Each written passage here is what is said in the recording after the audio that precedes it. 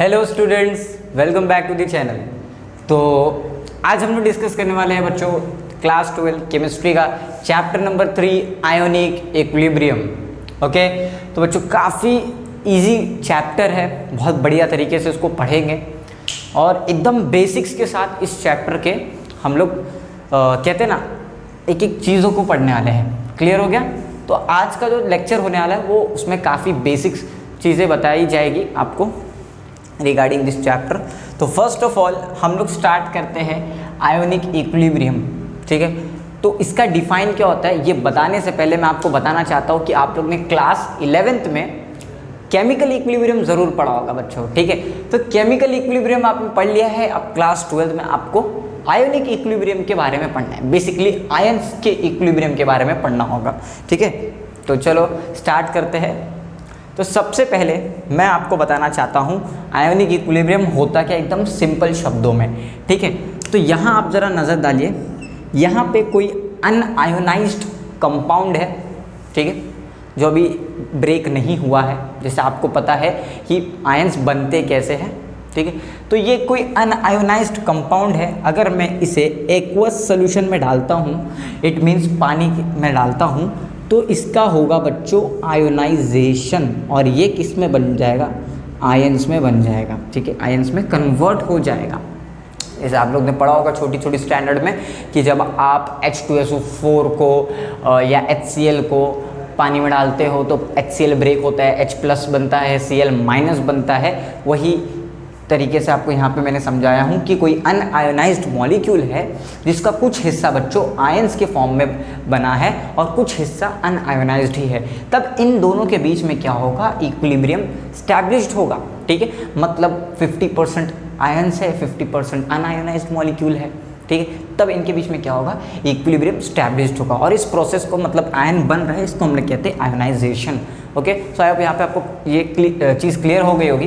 तो बेसिकली देखिए इक्विलिब्रियम होता क्या है। ठीक है, उसका डिफाइन क्या है, आपको पूछ सकता है डिफाइन आयोनिक इक्विलिब्रियम, तो आप लोग इसको कैसे डिफाइन करोगे, the equilibrium established between unionised ions and unionized molecules in solution is called ionic equilibrium, is called ionic equilibrium। यहाँ तक क्लियर हो गया? तो बेसिकली इक्विलिब्रियम कब स्टैब्लिश्ड होगा, जब अनआयोनाइज्ड मॉलिक्यूल्स कुछ आयंस में फॉर्म हो जाएंगे और कुछ अनआयोनाइज्ड रहेंगे, तब इनके बीच में क्या होगा, इक्विलिब्रियम स्टैब्लिश्ड होगा। Basically equilibrium weak acid weak base हमें शो करते हैं, तो हम लोग आगे डिस्कस करेंगे। ठीक है ना, चलो तो यहाँ तक आपको क्लियर हो गया। अब हम लोग थोड़ा सा और बेसिक चीज़ पढ़ते हैं कि आयंस फॉर्म कैसे होते हैं। ठीक है, आयंस बनते कैसे हैं। तो देखिए मैंने यहाँ पे आपको एग्जांपल लिख के रखा हूँ आपके लिए। यहाँ पे देखिए ये हमारा Na सोडियम जिसका एटॉमिक नंबर 11 है, इलेक्ट्रॉनिक कॉन्फ़िगरेशन क्या होगा 2,8,1।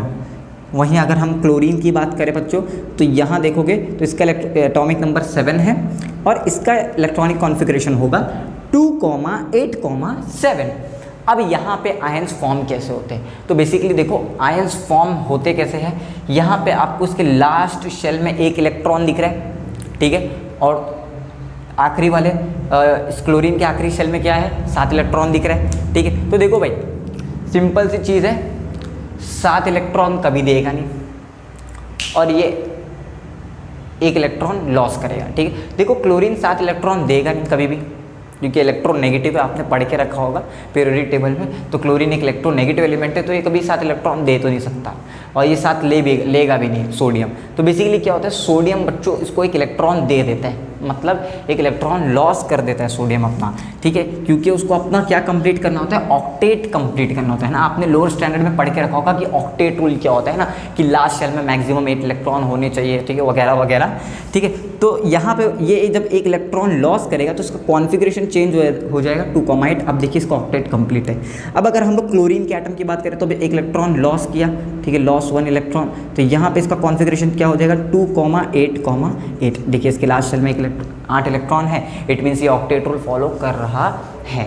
ठीक है, मतलब ये तो अब यहाँ पे क्या होगा, जब ये सोडियम अपना एक इलेक्ट्रॉन लॉस करता है ना बच्चों, तो सोडियम आयंस फॉर्म करता है। ठीक है, मतलब आयोनिक स्टेट में आता है, मतलब वो प्लस उसके ऊपर चार्ज आ जाता है। दूसरा अगर हम लोग बात करें तो क्लोरीन जब एक इलेक्ट्रॉन लेता है तो उसके ऊपर क्या आ जाता है, माइनस चार्ज आ जाता है। तो कुछ इस तरीके से आयंस फॉर्म होते हैं जब इलेक्ट्रॉन का लॉस और गेन होता है, ठीक है, या एक्सेप्ट बोल सकते हो आप लोग। तो देखो दो टाइप के आयंस फॉर्म हो सकते हैं, देखो एक तो कैटायन और एक एनायन। जैसे मैं आपको यहाँ लिख के बताऊँ, यहाँ बेसिकली देखोगे तो NaCl है ना, ये ब्रेक हो जाएगा तो ये हमें दो चीज़ देगा, Na+ देगा और Cl- देगा। इसी को हम लोग बच्चे कहते हैं आयंस, ठीक है। जिसके ऊपर प्लस चार्ज होता है वो हमेशा उसे हम लोग कहते हैं कैटायंस, एंड जिसके ऊपर माइनस चार्ज होता है उसे हम लोग कहते हैं एनायंस, ठीक है ना, एनायंस कहते हैं। यहाँ तक आई होप आपको क्लियर हो गया होगा। जैसे देखिए यहाँ पे क्या हो रहा है, सोडियम के एटम उसका इलेक्ट्रॉनिक कॉन्फ़िगरेशन कितना है 2,8,1। तो यहाँ पे देखिए मैं आपको उसको फिगर से बता सकता हूँ कि यहाँ पे इसके लास्ट शेल में एक इलेक्ट्रॉन है, ये वाला इलेक्ट्रॉन, ठीक है। अब देखो बच्चों जब ये एक इलेक्ट्रॉन लॉस करेगा, मतलब लॉस, उसने क्या किया, एक इलेक्ट्रॉन लॉस किया, ठीक है ना, एक इलेक्ट्रॉन को क्या किया, लॉस किया। तो लॉस करने पे सोडियम के ऊपर कैसा चार्ज आ जाता है, प्लस चार्ज आ जाता है, और फिर कुछ वो इस तरीके का दिखता है, ठीक है। इसके लास्ट शेल में 8 इलेक्ट्रॉन, इट मीन्स ये अब ऑक्टेट रूल फॉलो कर चुका है और इसके ऊपर प्लस चार्ज आ गया, अब आयनिक स्टेट में आ चुका है। अब देखो ये तो हो गया आयंस फॉर्मेशन, आयंस बनते कैसे, बेसिक चीज़ें थी कि आयंस बनते कैसे। कुछ इसी तरीके से H2SO4 का भी होता है, HCl का भी होगा, है ना। अब यहाँ पे अगर हम लोग देखें बच्चों, मैं आपको कुछ बेसिक चीज़ें बताने वाला हूँ। देखो यहाँ पे मैंने क्या किया हो, एक सोल्यूशन लिया हूँ, इस सोल्यूशन में मैंने दो टाइप के रॉड डाला हूँ, ठीक है, कैथोड एनोड ले लो। अब इस सोल्यूशन में मैंने डाल दिया NaCl, क्या डाला, NaCl। तो ऑब्वियसली आपको पता है NaCl क्या होगा, ब्रेक होगा, ठीक है, ये क्या होगा, ब्रेक होगा। अगर इसको मान लो इसको कैथोड बोल रहे हो, ठीक है, या फिर इसको एनोड बोलो, ठीक है, इसको एनोड बोल दो और इसको बोल दो कैथोड बोल दो, ठीक है ना। तो होगा क्या, NaCl में प्लस Na होता है, ठीक है, और Cl माइनस होता है। तो जो प्लस वाला चार्ज है वो किसकी तरफ बढ़ेगा, कैथोड की तरफ, और जो माइनस वाला है वो एनोड की तरफ बढ़ेगा। एज यू ऑल नो, ये इलेक्ट्रोलिसिस में आपने अच्छे से पढ़ रखा होगा। तो देखो ये एक्चुअली कैसे, ये सर्किट इनकम्प्लीट है, ठीक है। इसमें हमको क्या करना है, कंडक्टिविटी लाना है, मतलब करंट को कंप्लीट यहाँ तक पहुँचाना है हमें, ठीक है। तो जब मैंने NaCl डाला तो यहाँ पे बल्ब बहुत तेज़ी से क्या होगा, ग्लो करेगा, मतलब यहाँ पे बल्ब जो है BULB बल्ब जो है बहुत तेज़ी से क्या होगा, ग्लो करेगा। समझ में आ गया। बल्ब की इंटेंसिटी यहाँ पे क्या है, हाई इंटेंसिटी है बच्चों। कैसी है इंटेंसिटी, कैसी है भाई, हाई है। यहाँ तक आई होप आपको क्लियर हो गया होगा, ठीक है। अब यही सेम सॉल्यूशन, ठीक है, सर्किट इनकम्प्लीट है, मुझे क्या करना है, बल्ब को ग्लो करना है। मैंने दो रॉड डाल दिया, कैथोड एनोड। अब इसमें मैं डालता हूँ सुक्रोज, क्या डालता हूँ, सुक्रोज। अब देखो सुक्रोज का फॉर्मूला कमेंट करो, ठीक है, क्या होता है, मुझे पता है, हाँ ठीक है ना। चलो ना आप लोग शक खाने लग जाते हो, ठीक है, सर को नहीं पता है, नहीं भाई पता होता है हमें भी। तो देखो अब मैंने जैसे ही सुक्रोज डाला ना, तो याद रखो कभी भी सुक्रोज टूटता नहीं है, ठीक है, वो कभी भी टूटेगा नहीं, आयनिक स्टेट में नहीं आएगा। तो यहाँ पे बल्ब ग्लो नहीं करेगा, does not glow, bulb will not glow, ठीक है। यहाँ पे क्लियर हो गया। देखो ये तीनों केस से मैं समझाना क्या चाह रहा हूँ, देखो अब यहाँ पे थर्ड केस पे मैंने क्या किया बच्चा, एसिटिक एसिड डाला हूँ, क्या डाला हूँ, एसिटिक एसिड। फिर से सर्किट इनकम्प्लीट है हमारा, एसिटिक एसिड डालोगे तो बेसिकली एसिटिक एसिड का फॉर्मूला क्या होता है, CH3COOH होता है। अगर ये सोल्यूशन में ब्रेक होगा तो कुछ इस तरीके से ब्रेक होगा कि ये H+ और ये CH3COO-। ये CH3COO- को बच्चों हम लोग कहते हैं एसीटेट आयन कहते हैं, क्या कहते हैं, एसीटेट आयन। तो जब हम इसको सोल्यूशन में डालेंगे तो कंडक्टिविटी होगी, मतलब बल्ब ग्लो होगा, बट इसका इंटेंसिटी कैसा होगा, बहुत कम होगा, ठीक है, बहुत बोलते हैं ना डीम, वैसा होगा। अब इसके पीछे रीज़न क्या है वो हम रीज़न जानेंगे, ठीक है। तो मैंने ये चीज़ इसलिए बताया, देखो सबसे पहले NaCl जो है ना, ये स्ट्रॉन्ग, इससे हम लोग स्ट्रॉन्ग सॉल्ट कहते हैं, ठीक है। बेसिकली ये कम्प्लीटली डिसोसिएट होता है, कम्प्लीटली डिसोसिएट होने के बाद ही तभी ये बल्ब क्या होता है, हाई इंटेंसिटी पे ग्लो करता है। और सुक्रोज जो कभी भी आयनिक स्टेट में नहीं आ सकता, ठीक है, कभी भी आयंस फॉर्म नहीं कर सकता, तो ये तो भाई बल्ब ग्लो नहीं करने वाला है। एसिटिक एसिड अगर देखोगे तो ये बहुत स्मॉल एक्सटेंट पे डिसोसिएट होता है, इट मीन्स ब्रेक होता है। तो इसके कुछ आयंस जो है वो कंडक्टिविटी पूरी करते हैं, मतलब सर्किट को कंप्लीट करते हैं, एंड कुछ आयंस जो है वो अनआयोनाइज्ड स्टेट में रहते हैं, ठीक है। तो बेसिकली यहाँ पे बल्ब का इंटेंसिटी कैसा होगा, बहुत कम होगा। यहाँ तक आई होप क्लियर हो गया होगा आप लोग को। दूसरा अगर आप देखो ये चीज़ क्लियर हो गई, अभी और आगे हम लोग डिटेल में जाएंगे। अब ज़रा आप लोग को आयनिक इक्विलिब्रियम डिटेल में पढ़ाने से पहले मैं आपको बताना चाहता हूँ कि फिजिकल इक्विलिब्रियम क्या होता है। एकदम सिंपल है, आपने एक बकेट ले लिया है या कोई वेसल ले लिया, उसको हीट करोगे, उसके अंदर पानी डाल के, तो ऑब्वियसली वो पानी किस में कन्वर्ट होगा, आफ्टर सम टाइम वेपर में। ठीक है, तो आफ्टर सम टाइम वेपर में कन्वर्ट हो गया। अब लीड लगाए हो तो वेपर के बनने के बाद बच्चों क्या होता है, वापस वो क्या आता है, कंडेंस्ड फॉर्म में आ जाता है। ठीक है, तो फिजिकल इक्विलिब्रियम में क्या होता है, जितना इवेपोरेट हुआ है, मतलब इवेपोरेशन का जो रेट है आफ्टर सम टाइम वो इक्वल हो जाता है रेट ऑफ कंडेंसेशन के। ठीक है, और इसी को हम लोग कहते हैं फिजिकल इक्विलिब्रियम। ठीक है, मतलब कुछ जैसे अभी आफ्टर सम टाइम वो क्या हो गया, वेपर बनना चालू हो गया, उसके बाद वही जो वेपर है वो क्या हो जाएगा बच्चों, कंडेंस्ड होना स्टार्ट हो जाएगा।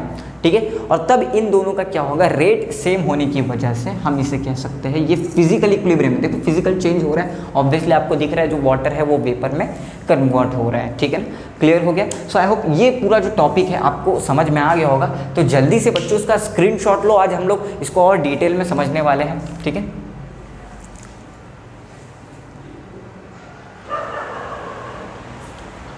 ओके बच्चों, तो आई होप आपको पुराना जो टॉपिक्स है जो मैंने अभी मिटा दिया है वो आपको एकदम अच्छे से क्लियर हो गया होगा।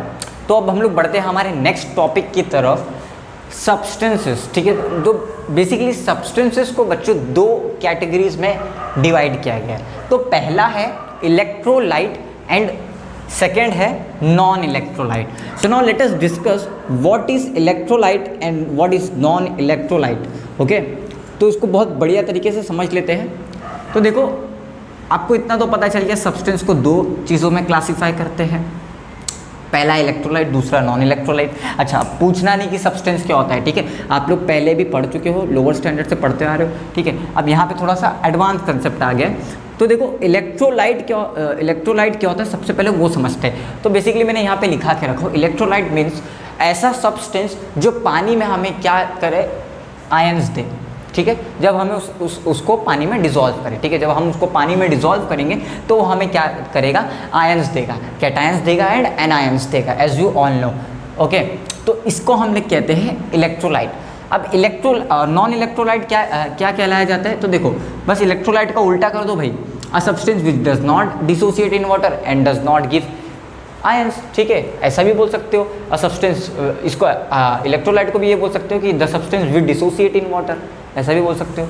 या फिर नॉन इलेक्ट्रोलाइट को भी बोल दो कि substance which does not dissociate in water and does not give, मैं आगे लिख देता हूँ यार, एंड डज नॉट गिव, क्या हो गया, चलो इससे लिख लेते हैं, कुछ नहीं, and does not give ions. जाहिर सी बात है भाई, जब डिसोसिएट ही नहीं होगा तो आयंस कैसे देगा। ठीक है, for example glucose, sucrose, fructose, lactose, galactose. ठीक है, तो ये सारे जो है कंपाउंड्स डिसोसिएट ही नहीं होंगे, है ना। अब चलो इलेक्ट्रोलाइट को डिस्कस कर लिया जाए। तो इलेक्ट्रोलाइट क्या होता है भाई, ऐसा सब्सटेंस जो पानी में डिसोसिएट हो जाए कंप्लीटली। स्ट्रॉन्ग इलेक्ट्रोलाइट क्या होता है, ऐसा सब्सटेंस जो पानी में कंप्लीटली डिसोसिएट हो जाए बच्चों, तो उसको हम लोग कहते हैं स्ट्रॉन्ग इलेक्ट्रोलाइट। स्ट्रॉन्ग इलेक्ट्रोलाइट, ठीक है। और उसका एग्जाम्पल क्या है, सारे स्ट्रॉन्ग एसिड, सारे स्ट्रॉन्ग एसिड और सारे स्ट्रॉन्ग बेस, ये सब क्या है, स्ट्रॉन्ग इलेक्ट्रोलाइट ही तो है। ठीक है ना।